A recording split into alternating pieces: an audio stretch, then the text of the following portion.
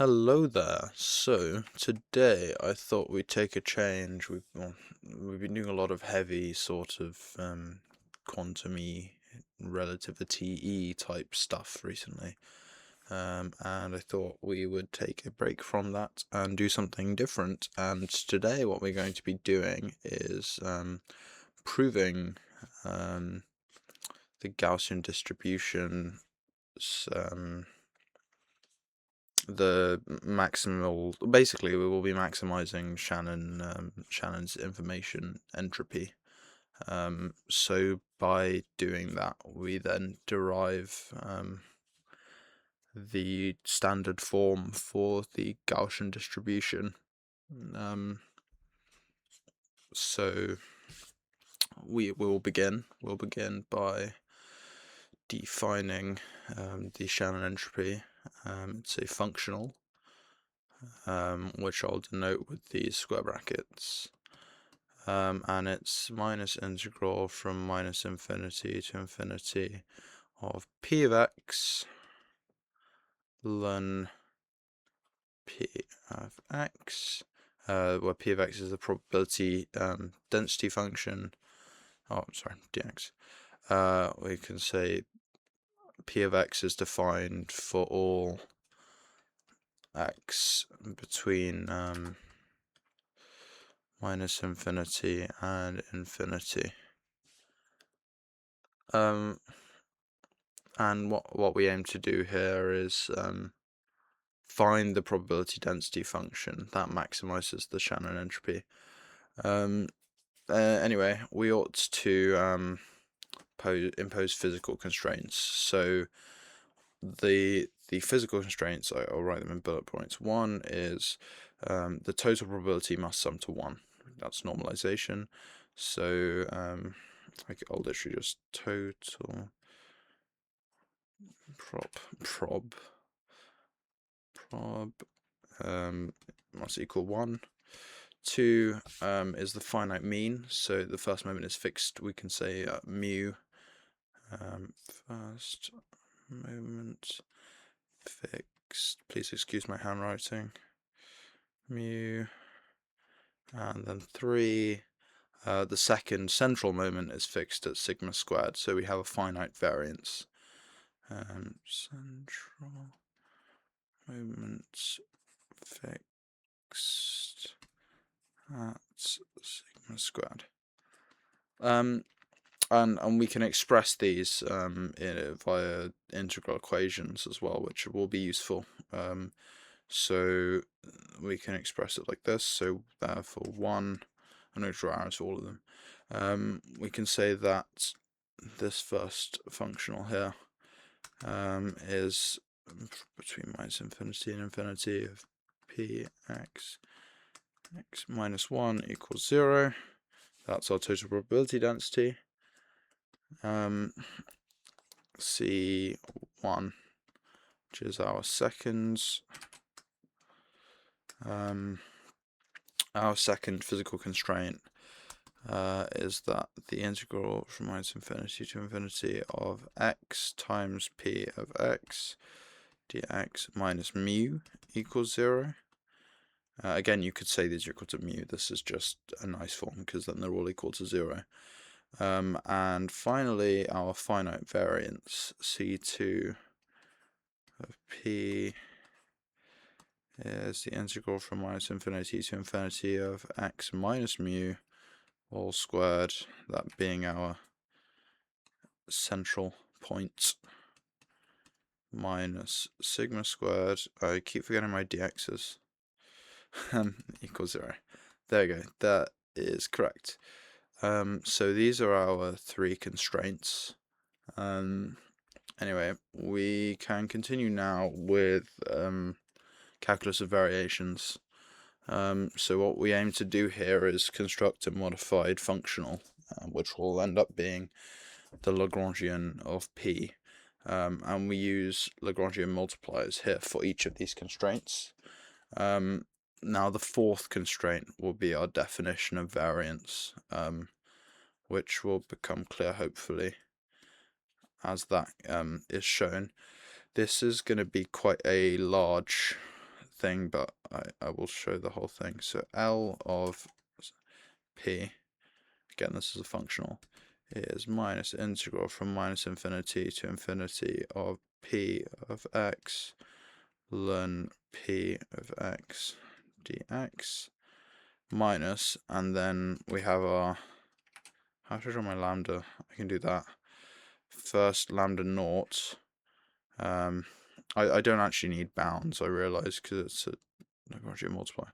Sorry. Then there'll be another integral here of p x, and then these are just our bounds, minus 1. I'll put the other ones down. That will be the first multiplier, and there's an integral there, x p of x dx minus mu, and then minus lambda 2 integral of x squared px dx minus sigma squared plus mu squared. And that's our definition of variance. And what we'll do, just to keep this generalized, is define the raw-second moment, which is, well, we know what you should recall is that sigma squared is equal to, that was the worst E I've ever done, ever. The functional of the raw-second moment, x squared minus mu squared, yeah. So this being constant, and that being constant, this must be constant. Okay, so therefore we can kind of just leave that out. But yeah, this is our Lagrangian functional, and we can combine this into a single expression because they're all integrals, they're all unbounded integrals. And at the end of that we'll have a number of constant terms that I'm going to leave out for the time being, and then I'll bring them back in due course. Anyway, so the Lagrangian functional then becomes the integral from minus infinity to infinity of minus p of x ln p of x minus lambda naught p of x minus lambda 1 x p of x minus lambda 2 x squared p of x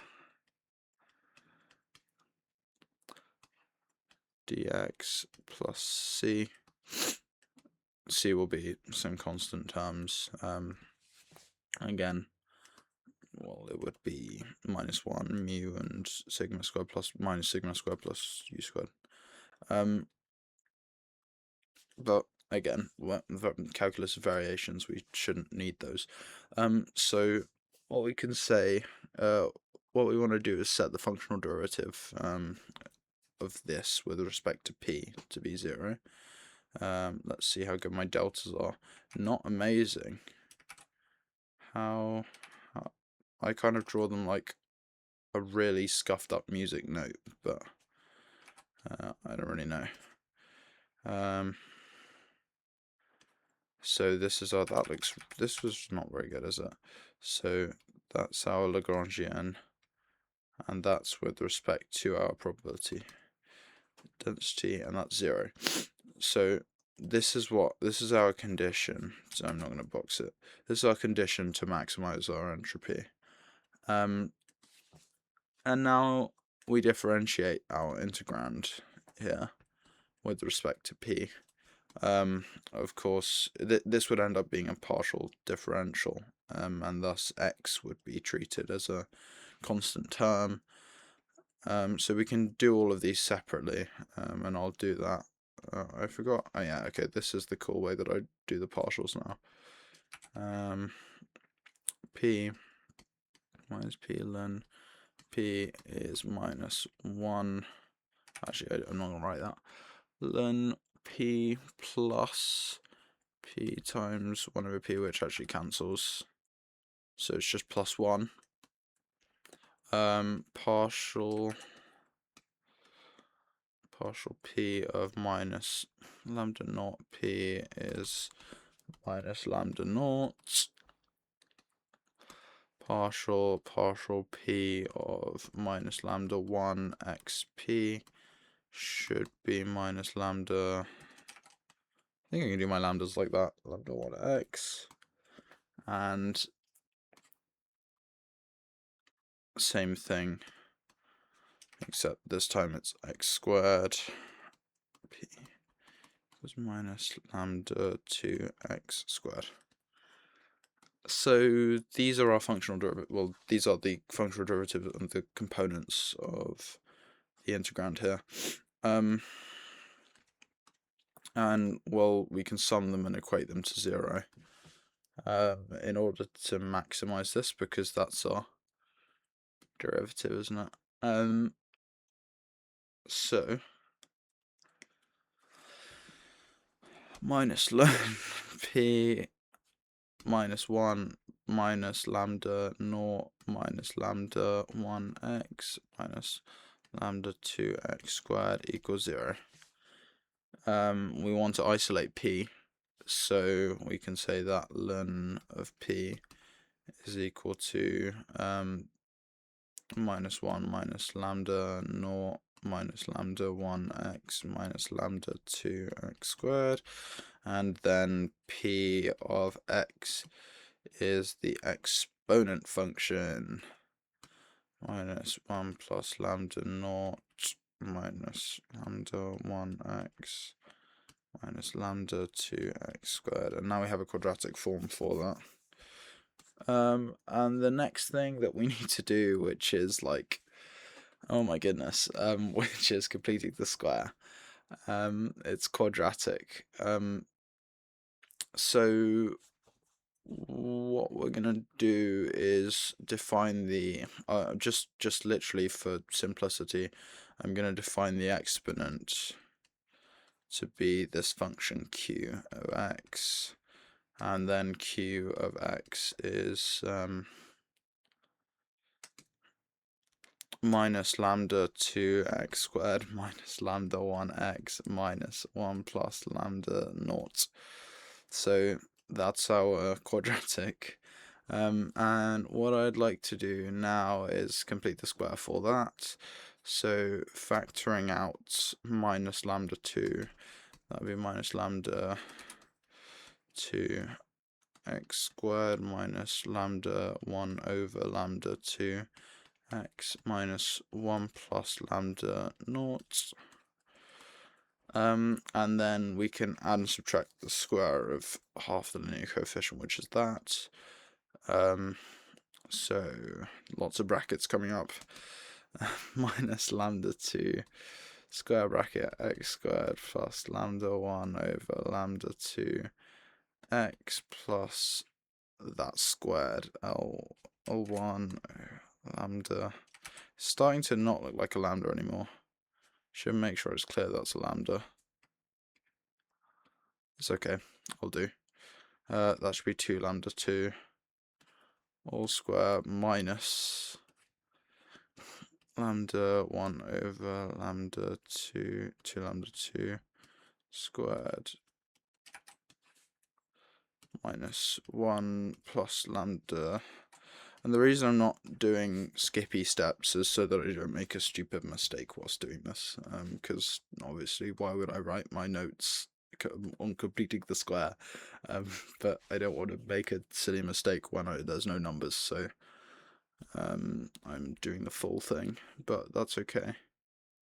So that would be minus lambda 2 big bracket of x plus lambda 1 over 2 lambda 2 square minus lambda 1 squared over for lambda 2 squared minus 1 plus lambda bracket lambda naught, and just pulling that out, then nothing really changes, that just becomes a plus. I'm gonna get rid of that and just write a plus in there, because that should just be identical. Nope, silly me. That goes away because those would cancel out. Square, and then yeah, so that's our completed square form. And we'll simplify notation. Yeah, just so that it's in a nice form.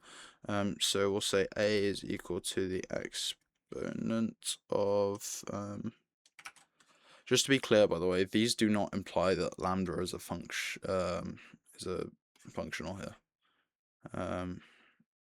Please let that be very obvious. I hope it's obvious to anyone who's done GCSE maths, but please understand that. Anyway, lambda 1 squared over 4 lambda 2 minus 1 minus, and that's just our constant term on the end, and that's our constant of normalization. And then we'll take an x naught, which will be the center of the distribution, which is lambda 1 over 2 lambda 2. And thus we get that p of x is equal to, because we could bring that down because it's a constant, ax minus lambda 2 x minus x naught all squared. There we go. That's starting to look a bit better now. The last thing we need to do is solve for the Lagrange multipliers. Not the last thing. Yeah, kind of last thing. Pretty much last thing. It's the worst thing. We need to find out what a, x naught, and lambda 2 are. So we'll take a normalization constraint and say that the integral from minus infinity to infinity of a e to the minus lambda 2 x minus x naught squared dx equals 1. And we can do a u sub here.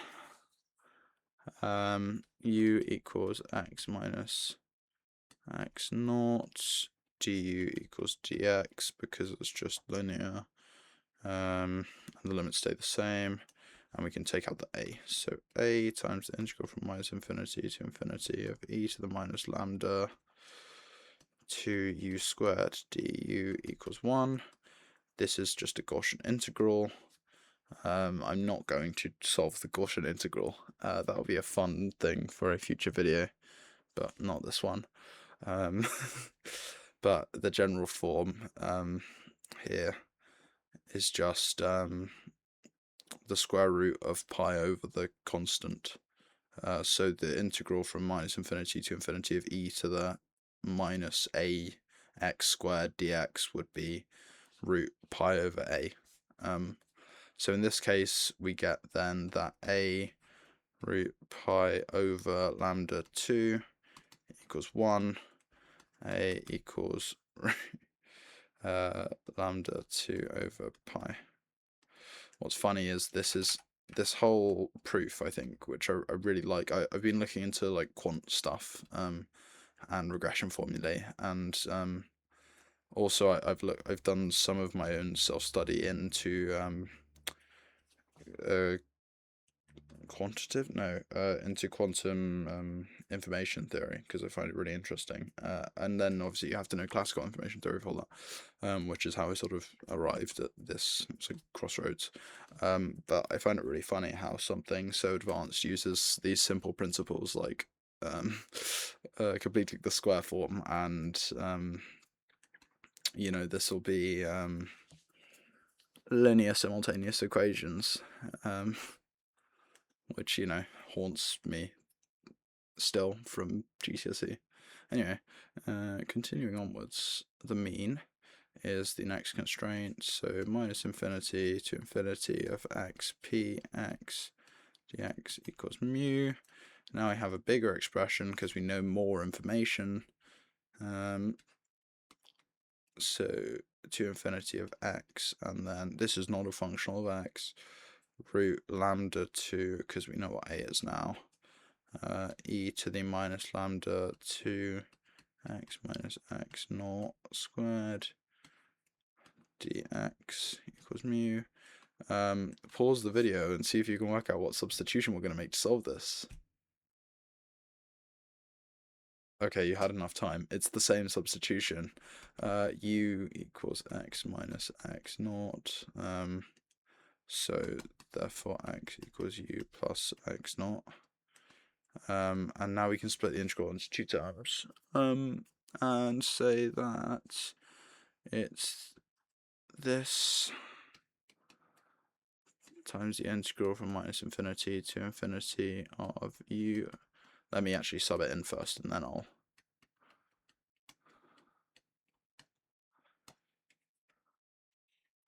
And then I will show you can split it, which then means that root lambda. That's not a very good lambda. 2 over pi. Not a very good root. There we go.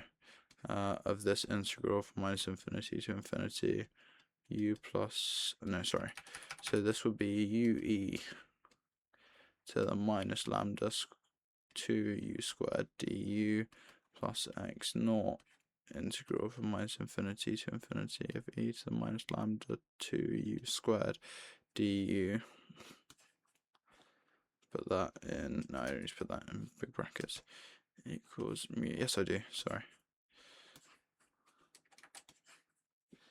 There we go. Okay, albeit a bit messy, I'm sure that makes sense. I also commentated the entire writing process there, so I hope it's fairly obvious. Anyway, now I'm just going to do some basic analysis over these functions. The integrand here, this is an odd function, in the sense that f of minus u is equal to minus f of u. And the integral over a symmetric interval, which would be this one, is exactly 0, so that term goes to 0. And the second term is just the Gaussian integral again, so we get that lambda 2 over pi x naught pi over lambda 2 equals mu, and thus x naught equals mu, because those obviously cancel because they are the reciprocal. That's wonderful, isn't it? Finally we can take our that sounded so patronizing. That is very useful and promising, because it means I've done the right thing. Last thing is the integral from minus infinity to infinity of u squared root lambda sub 2 over pi e to the minus lambda 2u squared du equals sigma squared. Take the root out as per usual by now, considering it's the third time we're doing this, times the integral, that was horrific, minus infinity to infinity u squared e to the, not very good, e, minus lambda 2u squared du equals sigma squared. Now we can use Feynman's trick here. So let's take I lambda. Again, I did not write down my notes for Feynman's trick, so this is fun. Remember how to do this, right? That the minus infinity to infinity of e to the minus lambda 2u squared du equals root pi. Yeah, because that's our identity. So minus, I'm going to write it like that. And now we differentiate both sides. So d lambda with respect to lambda 2, because why not? I think that's the recommended method, recommended retail price. e to the minus lambda 2u squared du, yeah, like that, equals d over d lambda 2, and then that's pi lambda 2 to minus half. Oh, and now I have to put that inside infinity to infinity of lambda 2 e to the minus lambda 2u squared du equals root pi times minus half lambda 2, that's just power rule. I hope that's obvious if you've made it 25 minutes into a video about calculus of variations. And cancel. Oh wait, no, one last thing. I need to actually do that. I missed all of that stuff out, but I remembered to write down that you have to cancel out the negative signs, because as you do, minus u squared e to the minus lambda 2u squared du, because we're lambda 2, yeah, so cool, equals root, no, equals, yeah, because the root pi cancels out, because it's a constant. This would be root pi, and then yeah, minus half pi over lambda cubed, lambda 2 cubed. Cool. And now we sub this back into our variance equation. Because that's what that is. Not that, but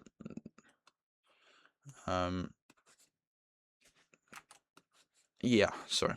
Okay, so subbing that back into our variance equation after cancelling the negative signs, those two negative signs, yep.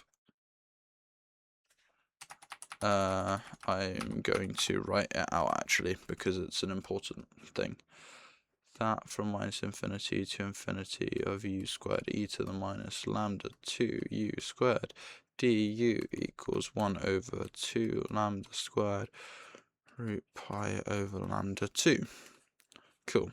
Now we can sub it back into our original variance equation and say that lambda 2 over pi 1 over 2 lambda 2 pi over lambda 2 sigma squared. And roots cancel. So 1 over 2 lambda 2 equals sigma squared. Therefore, you can swap. Lambda sub 2 is... Why is it having a party? How long has that been going on for? I'm sorry if that's distracting. It hasn't been distracting me. I kind of just realised it was there. Mr. Unhappy Bar. Regardless. This equals to 1 over 2. Oh my goodness. Doesn't that look cool? So we know that x0 is equal to mu. We know that lambda 2 is equal to 1 over 2 sigma squared. And we know that a is equal to root lambda 2 over pi, which is root 1 fractions 2 sigma squared all over pi, which is 1 over 2 pi sigma squared all square rooted. Yeah, okay, cool. Which is sigma 1 over sigma root 2 pi. Okay, that is good. That is good. So we found our term for a, which is to be 1 over sigma root 2 pi is a constant, lambda 2 is 2 sigma squared, and x0 is mu. And now we can sub that, recalling that p of x is equal to a x minus lambda 2 x minus x0 squared. We can sub our stuff in, which is minus 1 over sigma root 2 pi exponent of minus 1 over 2 sigma squared x minus mu all squared. P of x is equal to this, and thus we get that our standard Gaussian distribution, or the normal distribution, which is this, is the maximization via calculus of variations of our Shannon information functional. So yeah, that was a really fun, if not slightly monotonous at times, but I found it very fun. I hope you did too. I think it's quite a fun derivation of the equation, or rather of the distribution, and I think it shows an insight into why the Shannon guy even said all this stuff anyway. So yeah, I hope you enjoyed, and I'll see you next week.